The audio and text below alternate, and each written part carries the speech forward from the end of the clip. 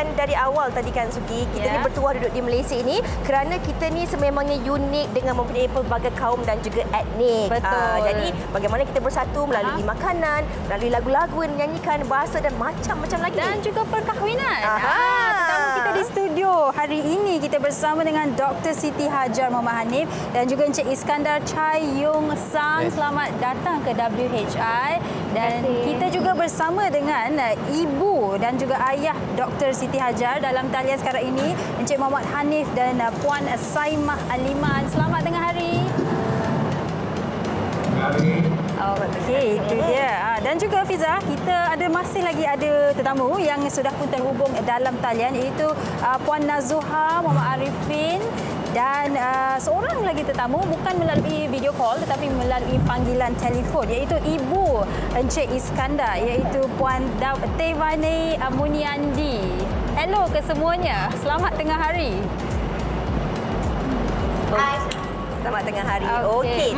Kita nak mulakan dengan Dr. Siti Hajar dan juga Encik Iskandar dahulu. Bagi anda penonton-penonton yang mungkin biasa di media sosial, ada tengok TikTok ataupun di awal tahun lalu bagaimana kisah Dr. Siti Hajar dengan juga Encik Iskandar meraihkan sambutan Tahun Baru Cina yang tular di media sosial dikongsikan. Kita nak kongsikan kepada Doktor dan juga Encik Iskandar. Kalau boleh diceritakan bersama dengan kami dan juga penonton kan, bagaimana bermulanya bibit-bibit hubungan percintaan anda berdua ini yang kalau kita lihat sebenarnya sangat-sangat majmuk kerana perkahwinan ini menggabungkan bukan saja dua budaya tetapi pelbagai budaya yang ada di Malaysia. Silakan. Okey. Saya mula mengenali suami saya waktu itu saya sebagai doktor pelatih lah di Pusat Perubatan Universiti Melaya pada tahun 2015. Jadi waktu itu saya ditugaskan di Jabatan Kecemasan dan dia membawa pesakit kepada saya. Jadi dari situ kita mula berkenalan dulu. Mula berkenalan dan tempoh berkenalan tu tak ambil masa lama pun. Hanya dalam masa 8 bulan sebelum mendirikan rumah tangga. Okey, baik. Dan saya nak bertanya kepada Encik Iskandar juga. Encik Iskandar, sekarang ni awak memanggil ibu dan ayah mertua awak menggunakan panggilan macam mana tu? Saya panggil macam dad lah. Dad dengan mak. Oh, sangat cool lah. Kalau Dr. Siti Hajar panggil ibu Iskandar? Saya panggil mak mertua saya Mami. Ayah mertua saya panggil Papa. Sama je lah kan. Okey, Iskandar, boleh tak Iskandar kongsikan bila kita duduk di Malaysia ni, kita dah biasa dengan suasana yang harmoni, majmuk dan sebagainya. Kita dah biasa dengan kepelbagaian budaya dan juga bangsa. Keluarga Iskandar sendiri memang terdiri daripada perkahwinan campur, kemudian berkahwin pula dengan Dr. Siti Hajar. Pada awal perkenalan dan nak bagi tahu kat keluarga, nak maklumkan yang nak mendirikan rumah tangga dengan seorang wanita berbangsa Melayu kan, dah lengkap dah kan ketika itu. Jadi apa situasi ataupun reaksi keluarga ketika itu? First dia orang terkejut juga lah. Sebab kahwin dengan bangsa Melayu. So far dia orang okey lah. Dia orang okey terima dengan kira menambahkan lagi lah satu lagi bangsa kan dalam keluarga tu. Okey, kita nak terus bertanya kepada Encik Muhammad Hanif dan juga Puan Saimah. Ada di talian ya? Dengar? Okey, baik. Saya nak tanya, selama ni hanya menyambut Hari Raya kan, dan kini sudah ada seorang menantu yang turut menyambut Chinese New Year, Tahun Baru Cina dan Deepavali. Jadi adakah anda berdua turut sama menyambutnya bersama dengan keluarga, menantu dan juga biras anda, Encik Hanif dan juga Puan Saimah? Ya, 2016 masa perkahwinan saya tidak hendak sebab keluarga kecuali yang waktu COVID dua tahun itu saja yang saya dah dapat itu. Selain dari itu saya dapat menawar dan juga waktu menawar itu saya bawa ke agar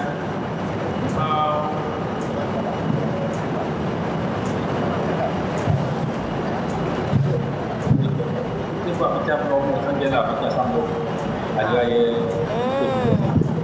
Kira adalah adat kunjung mengunjung tu kan. Kita nak tanya kepada Iskandar dengan Dr. Siti Hajar jugalah. Sebenarnya bila kebelakangan ini yang makin tular bila Dr. Siti Hajar berkongsi video yang mana ibu mertua menjaga Dr. Siti Hajar dalam pantang, dan masakan yang dimasak itu juga adalah masakan pantang orang berbangsa Cina. Kemudian ada sikit-sikit bangsa Melayu dan sebagainya kan. Mungkin boleh dikongsikanlah bila kita berkahwin campur ni kan, ini antara keistimewaan dan orang kata perkara yang kita tak tahu sebelum ni, dan sekarang ni kita boleh mencuba pelbagai orang kata adat dan juga budaya bangsa lain itu sendiri, Doktor. Betul. Untuk saya sendiri, bila saya berkahwin dengan suami yang berketurunan dua bangsa, Cina dan India, memang banyak yang saya dapat pelajari lah. Salah satu, memang kena cuba faham apa adat budaya dia. Sebagai contoh, sebelum ni kat rumah saya tak ada chopstick. Tapi lepas berkahwin, kena ada chopstick. Sebab suami saya kadang-kadang makan pakai chopstick. Lepas tu satu lagi bahasa. Sebab ayah mertua saya, dia berkomunikasi dua bahasa sahaja. Bahasa Melayu dan mainly bahasa Hakka lah. Jadi bila pulang ke kampung, memang kena belajar sedikit bahasa Hakka. Sebab bila pulang Hari Raya Cina tu, duduk ramai-ramai dengan keluarga Cina sebelah suami, diorang berkomunikasi dalam bahasa Hakka. Jadi kalau tak nak kena duduk, tak boleh main phone, kena duduk cuba untuk join diorang sembang sekali. Seronoknya.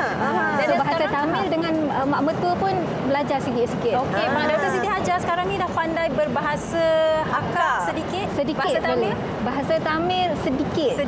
Tapi Encik Iskandar boleh pandai bercakap 6 jenis logat bahasa Cina. Roughly macam tu. Roughly 6 lah. Bahasa Tamil pun pandai.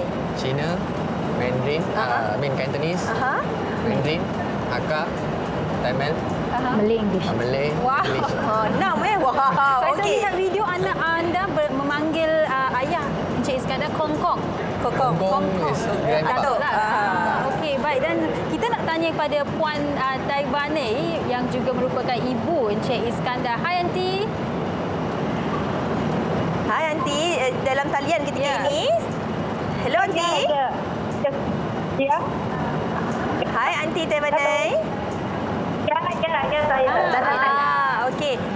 Silakan. Okey, Aunty. Saya nak tanya, kalau Aunty saya lihat Aunty membantu menjaga Dr. Siti Hajar sewaktu dalam pantang. Kadang-kadang ni kan Fiza, orang yang ada seorang ibu saja yang membantu dalam menjaga sewaktu pantang pun pening kadang-kadang. Jadi nak tanya Puan Dewa ini, proses membantu Dr. Siti Hajar sewaktu dalam pantang ni, adakah Dr. Siti Hajar senang mengadaptasi dengan cara orang India, cara pantang orang India? Tak ada. Dia ikut bahasa apa saya cakap tu, cara dalam orang Melayu dan Cina. Dia ikutkan. Bagus Dr. Siti Hajar. Dia ikut. Apa kan untuk menantu saya, siapa cakap dia semua ikut aja. Dia makanan apa, dia tanya Mami ni boleh makan, kata boleh. Dalam Mami pantang memang macam menantu. Dia ikut. Tak ada apa masalah untuk menantu saya.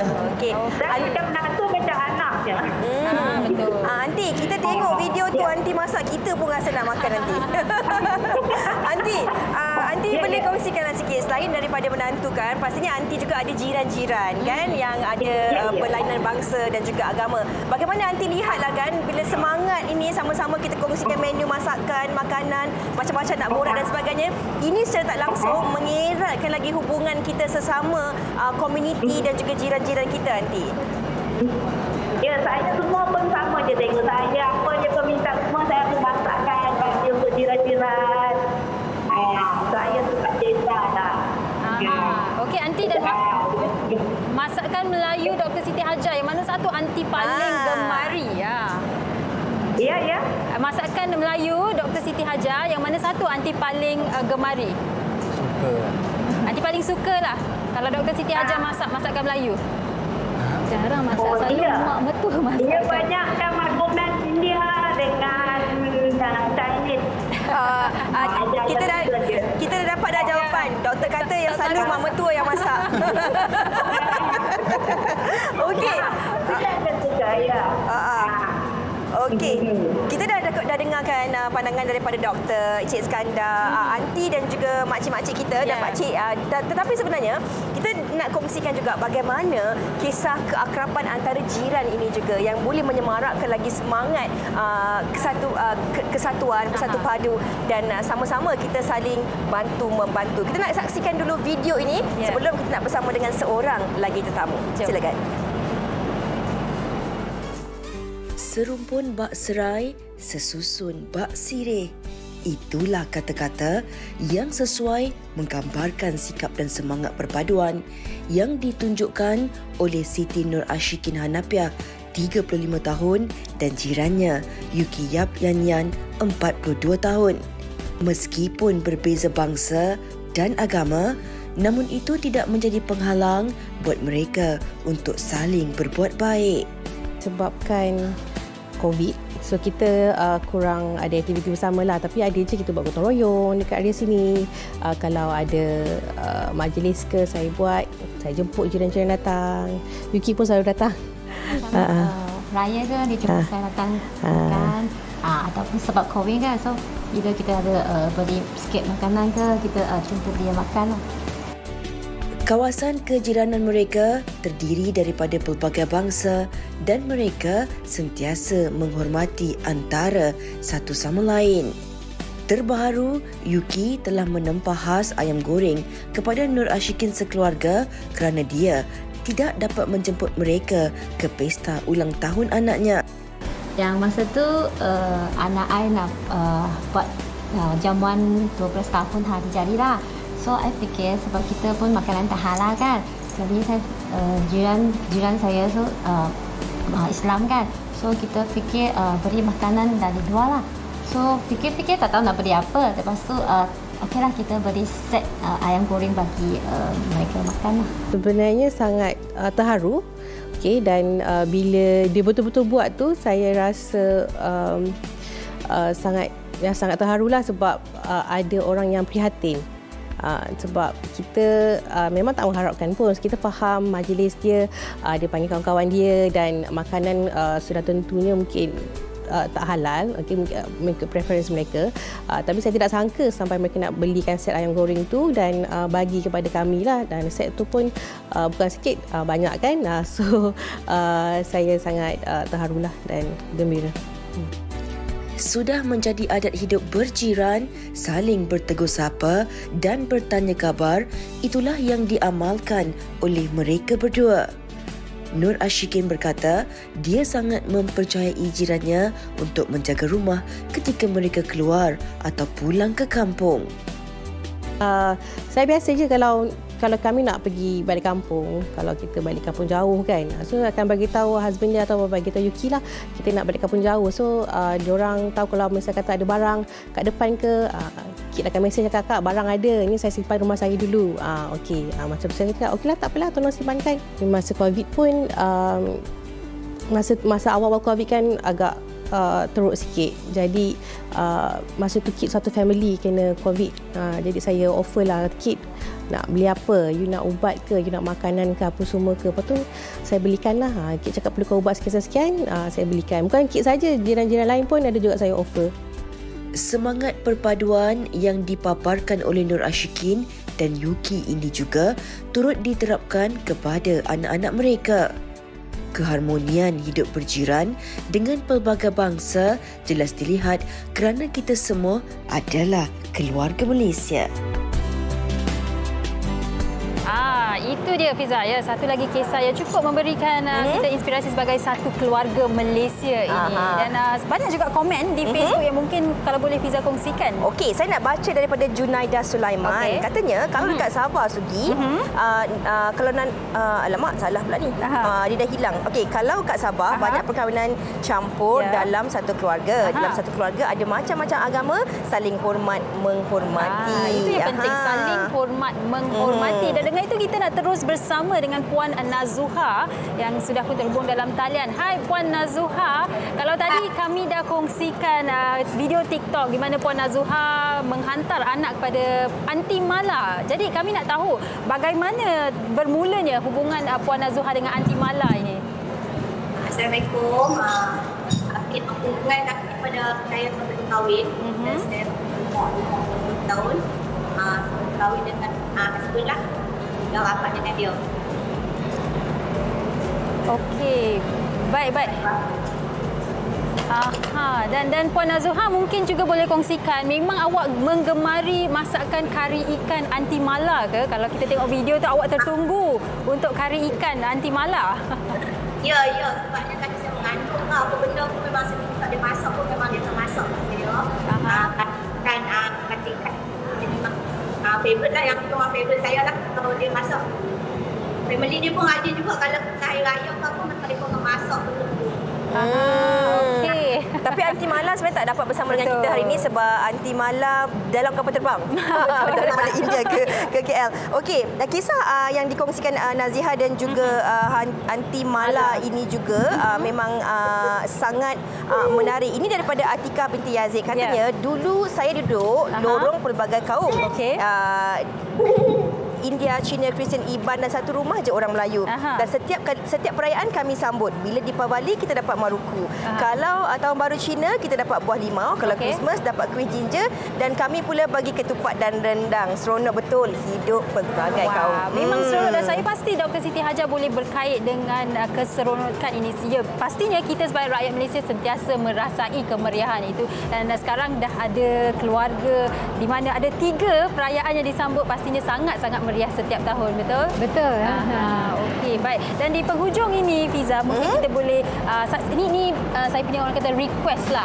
Kalau Dr. Siti Hajar boleh bertutur sedikit apa yang awak tahu dalam bahasa Tamil. Sedikit. Bahasa Tamil. Mami, sore siapa dia? Mami, dah makan ke belum? Dah makan nasi belum? Dah makan nasi ke belum? Pandailah. Okey, mungkin Encik Iskandar dan juga doktor boleh kongsikan juga sesuatu kepada penonton kita bagaimana sebenarnya sama-samalah kita ini menanamkan sikap bersatu padu dan sama-sama orang kata cuba untuk mempelajari adat dan juga budaya yang ada di Malaysia ni. Betul. Jadi bila berkahwin campur ni memang first thing memang kena belajar adat dan budaya pasangan masing-masing lah. Cuba untuk terima dan cuba untuk hormat ataupun asalkan tak melanggar hukum agama, saya rasa tak menjadi masalah. Jadi kalau macam adat budaya bangsa Cina, kita ikut. Kalau suami memang suka makan pakai chopstick, kita terima. Lepas tu kalau macam untuk suami pula, untuk dia terima adat bangsa Melayu, macam sebelum ni dia tak pernah selalu bersalaman ke. Bila berkahwin dengan saya, jumpa family saya, dia dah mula bersalaman. Jadi kita cuba untuk terima dan hormat adat dan budaya bangsa lain lah. Sedikit dari Encik Iskandar? Sedikit daripada Encik Iskandar. Basically adat dan budaya lah. Dari segi pakaian, salam bersalam, benda-benda basic macam tu lah. Okey. Sebelum kita nak dengarkan persembahan daripada Mel and the Group kan, ini satu komen yang menarik juga. Ini yang saya nak baca tadi, dia terlari. Okey, bacakan. Dari Nur Azira. Katanya sebelum saya pindah, memang kiri kanan ada jiran yang sangat peramah. Sampaikan jika keluarga mereka pergi bercuti, ingat belikan oleh-oleh untuk anak saya. Sebab anak saya sangat peramah, suka hai lambai ke orang, jenis tak takut orang. Suka senyum. Sampaikan jiran tiap tahun jemput datang beraya walau di Pabali, Chinese New Year, dan kadang-kadang mereka belikan anak saya baju yang cantik-cantik. Seronok dapat jiran yang peramah sebegini. Ini yang saya maksudkan dengan keseronokan itu kan. Dan kami di sini ingin mengucapkan terima kasih sekali lagi kepada Dr. Siti Hajar, Encik Iskandar dan juga ke semua tetamu tadi di mana kita bersama dengan Encik Muhammad Hanif, Puan Saimah, Puan Azuha dan juga Puan Devayane. Terima kasih ke semuanya dan kata kuncinya di sini, Fiza, apapun perbezaan kita, pastinya kita disatukan oleh pelbagai lagi elemen dan kita harus saling hormat menghormati. Betul tu, insya-Allah.